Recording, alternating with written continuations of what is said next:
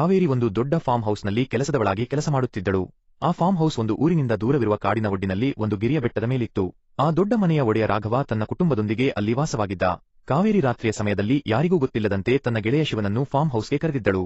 ಶಿವ ಒಂದು ಕಾಫಿ ತೋಟದಲ್ಲಿ ಕೆಲಸ ಮಾಡುತ್ತಿದ್ದ. ರಾತ್ರಿ ಇಡೀ ಕಾಫಿ ಕಾಡು ಸಂಗ್ರಹಿಸುವ ಕೆಲಸದಿಂದಾಗಿ ಅವನಿಗೆ ಕಾಲು ನೋವು ಕಾಡುತ್ತಿತ್ತು. ಹೀಗಾಗಿ ಈಗ ಶಿವ ಒಬ್ಬ ಶ್ರೀಮಂತ ವ್ಯಕ್ತಿಯ ಕಾಫಿ ತೋಟದಲ್ಲಿ ಕೆಲಸ ಮಾಡುತ್ತಿದ್ದ. ಅವನಿಗೆ ಅಲ್ಲೇ ಒಂದು ಚಿಕ್ಕ ಕೊಠಡಿ ಕೊಟ್ಟಿದ್ದರು. ಶಿವ ತನ್ನ ಕುಟುಂಬವನ್ನು ಆಗಾಗ್ಗೆ ಭೇಟಿಯಾಗಲು ತನ್ನ ಊರಿಗೆ ಹೋಗುತ್ತಿದ್ದ. ಕೆಲವೊಮ್ಮೆ 2-3 ತಿಂಗಳು ಕಳೆದರೂ ಹೆಂಡತಿಯನ್ನು ಭೇಟಿಯಾಗಲಾಗದೆ ಒಂಟಿತನದಿಂದ ಕೊರಗುತ್ತಿದ್ದ. ಕಾವೇರಿಯ ಕಥೆಯು ಇದಕ್ಕಿಂತ ಭಿನ್ನವಾಗಿರಲಿಲ್ಲ. ವಯಸ್ಸಿನಿಂದಾಗಿ ಮತ್ತು ವರ್ಷಕ್ಕೊಮ್ಮೆ ಮಾತ್ರ ತನ್ನ ಕುಟುಂಬವನ್ನು ಭೇಟಿಯಾಗಲು ಆಗುತ್ತಿದ್ದರಿಂದ ಅವಳಿಗೂ ಒಂಟಿತನ ಕಾಡುತ್ತಿತ್ತು. ಇವರಿಬ್ಬರ ಒಂಟಿತನದ ಕಥೆ ಒಂದೇ ಆಗಿದ್ದರಿಂದ ಶಿವ ಮತ್ತು ಕಾವೇರಿ ಬೇಗನೆ ಒಬ್ಬರಿಗೊಬ್ಬರು ಹತ್ತಿರವಾದರು. ಶಿವ ಆಗಾಗ ಕಾವೇರಿಯನ್ನು ಭೇಟಿಯಾಗಲು ರಾತ್ರಿಯಲ್ಲಿ ಫಾರ್ಮ್ ಹೌಸ್ಗೆ ಬರುತ್ತಿದ್ದ. ಒಂದು ರಾತ್ರಿ ಶಿವ ಕಾವೇರಿಯ ಜೊತೆ ಸಮಯ ಕಳೆಯುತ್ತಿರುವಾಗ ಫಾರ್ಮ್ ಹೌಸ್ನಲ್ಲಿ ಒಮ್ಮೆಲೆ ಒಂದು ಶಬ್ದ ಕೇಳಿಬಂತು. ಕಾವೇರಿ ಯಾರೋ ಬಂದಿರಬಹುದು ಎಂದು ಭಯಗೊಂಡು ಶಿವನನ್ನು ಕೋಣೆಯ ಒಂದು ಮೂಲೆಯಲ್ಲಿ ಬಚ್ಚಿಟ್ಟುಕೊಂಡು ತನ್ನ ಬಟ್ಟೆ ಸರಿಮಾಡಿಕೊಂಡು ಏನಾಗಿದೆ ಎಂದು ನೋಡಲು ಹೊರಟಳು. ಆಗ ರಾಘವನ ಮಗ ವಿಕ್ರಮ್ ಓಡುತ್ತಾ ಬಂದ.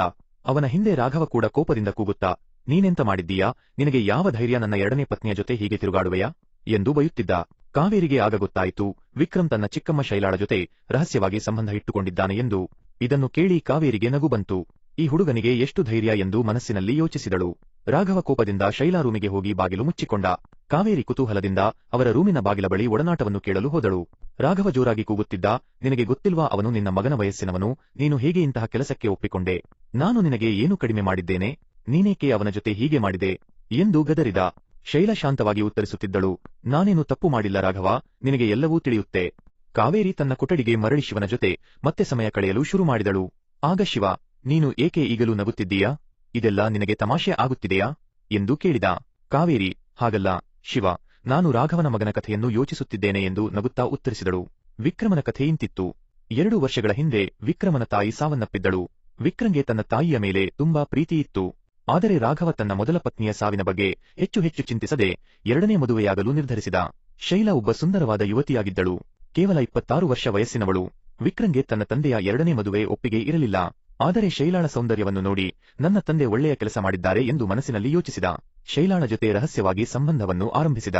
ಕಾವೇರಿ ಶಿವನ ಜೊತೆ ಮಾತಾಡುತ್ತಾ ರಾಘವ ಮತ್ತು ಶೈಲಾಳ ಮಗು ಯಾರದ್ದಾಗಿರಬಹುದು ಎಂದು ಯೋಚಿಸುತ್ತಿದ್ದಳು. ಬಹುಶಃ ಆಳಮಗು ವಿಕ್ರಮನದ್ದಾಗಿರಬಹುದು ಎಂದು ತನ್ನ ಮನಸ್ಸಿನಲ್ಲಿ ಯೋಚಿಸಿ ನಗತೊಡಗಿದಳು. ಶಿವ, ನೀನೇಕೆ ಈಗಲೂ ನಗುತ್ತಿದ್ದೀಯಾ? ನಾನು ಏನಾದರೂ ತಪ್ಪಾಗಿ ಮಾಡಿದ್ದೇನೆಯಾ ಎಂದು ಕೇಳಿದ. ಕಾವೇರಿ, ಇಲ್ಲ ಶಿವ, ನಾನು ಬೇರೆಯದನ್ನೇ ಯೋಚಿಸುತ್ತಿದ್ದೇನೆ ಎಂದು ಉತ್ತರಿಸಿದಳು. ಬೆಳಗ್ಗೆ ಶಿವ ತನ್ನ ಕೆಲಸಕ್ಕೆ ಹೊರಟ. ಕಾವೇರಿ ಎದ್ದು ತನ್ನ ದೈನಂದಿನ ಕೆಲಸವನ್ನು ಶುರು ಮಾಡಿದಳು. ಗಾರ್ಡನ್ಗೆ ನೀರು ಹಾಕಿ ಅಡುಗೆಗೆ ತಯಾರಿ ಮಾಡಿದಳು. ರಾತ್ರಿಯಿಂದ ಫ್ರಿಡ್ಜ್ನಲ್ಲಿದ್ದ ಚಿಕನ್ ಅನ್ನು ತೆಗೆದು ಚಿಕನ್ ಬಿರಿಯಾನಿಗೆ ಸಿದ್ಧತೆ ಮಾಡಿದಳು. ಒಲೆಯ ಮೇಲೆ ಕುಕ್ಕರ್ ಇಟ್ಟು ಬಾಸುಮತಿ ಅಕ್ಕಿಯನ್ನು ಹಾಕಿ ಒಗ್ಗರಣೆ ಸೇರಿಸಿ ದಮ್ಮಿನಲ್ಲಿ ಬಿರಿಯಾನಿ ತಯಾರಿಸಿದಳು. ಬಿರಿಯಾನಿಯ ಸುಗಂಧ ಇಡೀ ಫಾರ್ಮ್ ಹೌಸ್ನಲ್ಲಿ ಹರಡಿತು. ರಾಘವ ಮತ್ತು ಶೈಲಾ ಆ ವಾಸನೆಗೆ ಎದ್ದು ಡೈನಿಂಗ್ ಟೇಬಲ್ಗೆ ಬಂದರು. ಆದರೆ ಹಿಂದಿನ ರಾತ್ರಿಯ ಘಟನೆಯಿಂದಾಗಿ ಇಬ್ಬರ ನಡುವೆ ಮೌನವಿತ್ತು. ಕಾವೇರಿ ತಯಾರಿಸಿದ ಬಿರಿಯಾನಿಯನ್ನು ತಿಂದ ರಾಘವ, ಕಾವೇರಿ, ನಿನ್ನ ಕೈರುಚಿ ಅದ್ಭುತ ಎಂದು ಮೆಚ್ಚಿಕೊಂಡ. ಆಗ ರಾಘವನ ಮೊಬೈಲ್ ರಿಂಗ್ ಆಯಿತು. ಅವನು ಒಂದು ಬಿಸಿನೆಸ್ ಮೀಟಿಂಗ್ಗಾಗಿ ತಕ್ಷಣವೇ ಬೆಂಗಳೂರಿಗೆ ಹೊರಟ. ರಾಘವ ಹೊರಟ ಕೂಡಲೇ ಶೈಲಾ ವಿಕ್ರಂಗೆ ಕಾಲ್ ಮಾಡಿ, ನಿನ್ನ ತಂದೆ ಬೆಂಗಳೂರಿಗೆ ಹೊರಟಿದ್ದಾರೆ, ಬೇಗ ಬಾ ಎಂದಳು. ಕಾವೇರಿ, ಈ ಶೈಲಾ ಏನೋ ರಹಸ್ಯ ಇಟ್ಟುಕೊಂಡಿದ್ದಾಳೆ ಎಂದು ಯೋಚಿಸಿದಳು. ವಿಕ್ರಮ್ ಗಾಡಿಯಲ್ಲಿ ಬಂದು ಶೈಲಾ ರೂಮಿಗೆ ಓಡಿ ಬಾಗಿಲು ಮುಚ್ಚಿಕೊಂಡ.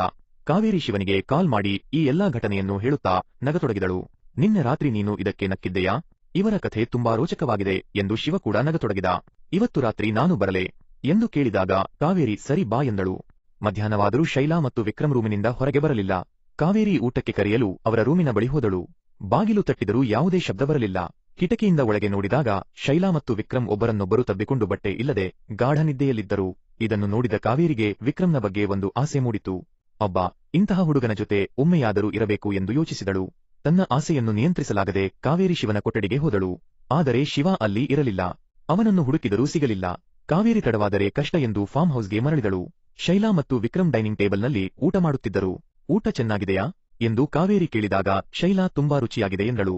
ಆದರೆ ವಿಕ್ರಮ್ ಕಾವೇರಿಯನ್ನು ಒಂದು ವಿಚಿತ್ರವಾದ ದೃಷ್ಟಿಯಿಂದ ನೋಡಿದ. ಕಾವೇರಿಯ ಸೌಂದರ್ಯಕ್ಕೆ ಅವನು ಮಾರುಹೋದ.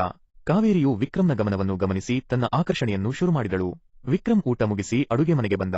ಕಾವೇರಿ ಪಾತ್ರೆ ತೊಳೆಯುತ್ತಿದ್ದಳು. ಕಾವೇರಿ, ನಾನು ನಿನ್ನ ಜೊತೆ ಒಂದು ಆಟ ಆಡಲೇ ಎಂದು ಕೇಳಿದ. ಕಾವೇರಿಗೆ ಖುಷಿಯಾಯಿತು. ನೀನೇ ಕೇಳುತ್ತಿದ್ದೀಯಾ? ಏನಂತೆ ಎಂದು ಒಪ್ಪಿಕೊಂಡಳು. ಇಬ್ಬರು ಒಂದಾಗುವಾಗ ಶೈಲಾ ಒಮ್ಮೆಲೆ ಬಂದಳು. ಅವರನ್ನು ಆ ರೀತಿ ನೋಡಿ ಶೈಲಾ ಆಘಾತಗೊಂಡಳು. ವಿಕ್ರಮ್, ಏನಿದು ಎಂದು ಕೂಗಿದಳು. ಕಾವೇರಿ ಮತ್ತು ವಿಕ್ರಮ್ ತಮ್ಮ ಬಟ್ಟೆ ಸರಿ ಮಾಡಿಕೊಂಡರು. ಶೈಲಾ ನಗುತ್ತಾ, ಏಕೆ ಬಟ್ಟೆ ಹಾಕಿಕೊಳ್ಳುತ್ತಿದ್ದೀರಿ? ಬನ್ನಿ ಒಟ್ಟಿಗೆ ಆಟ ಆಡೋಣ. ನಾನು ಇದುವರೆಗೆ ಗುಂಪಿನಲ್ಲಿ ಆಡಿಲ್ಲ, ಒಮ್ಮೆ ಪ್ರಯತ್ನಿಸೋಣ ಎಂದಳು. ಇದನ್ನು ಕೇಳಿ ಇಬ್ಬರಿಗೂ ಖುಷಿಯಾಯಿತು. ಮೂವರು ರೂಮಿಗೆ ಹೋಗಿ ಬಾಗಿಲು ಮುಚ್ಚಿಕೊಂಡರು. ಆಟ ಶುರುವಾಯಿತು. ಅರ್ಧ ಗಂಟೆಯಾದ ಮೇಲೆ ವಿಕ್ರಮ್ ಸುಸ್ತಾಗಿದ್ದ. ಶೈಲಾ ಮತ್ತು ಕಾವೇರಿ ತಮ್ಮದೇ ಆದ ಆಟವನ್ನು ಮುಂದುವರೆಸಿದರು. ರಾತ್ರಿಯಾದ ಮೇಲೆ ಮೂವರು ಊಟಕ್ಕೆ ಕುಳಿತರು. ಆ ದಿನದಿಂದ ಕಾವೇರಿ ಶಿವನನ್ನು ಕರೆಯುವುದನ್ನು ನಿಲ್ಲಿಸಿದಳು. ವಿಕ್ರಮ್ ಇದ್ದದರಿಂದ ಶಿವನ ಅಗತ್ಯವಿರಲಿಲ್ಲ. ಶಿವನಿಗೆ ಇದರಿಂದ ಬೇಸರವಾಯಿತು. ಒಂದು ದಿನ ರಾಘವ ಮನೆಗೆ ಬಂದು, ಶೈಲಾ, ವಿಕ್ರಮ್ ಏನಾದರೂ ಮಾಡುತ್ತಿದ್ದರೆ ನನಗೆ ಹೇಳು ಎಂದ. ಶೈಲಾ ಸರಿ ಎಂದು ಒಪ್ಪಿಕೊಂಡಳು. ಆದರೆ ತಾನು ಆ ಆಟದಲ್ಲಿ ಭಾಗಿಯಾಗಿದ್ದಳು ಎಂಬುದು ರಾಘವನಿಗೆ ಗೊತ್ತಿರಲಿಲ್ಲ.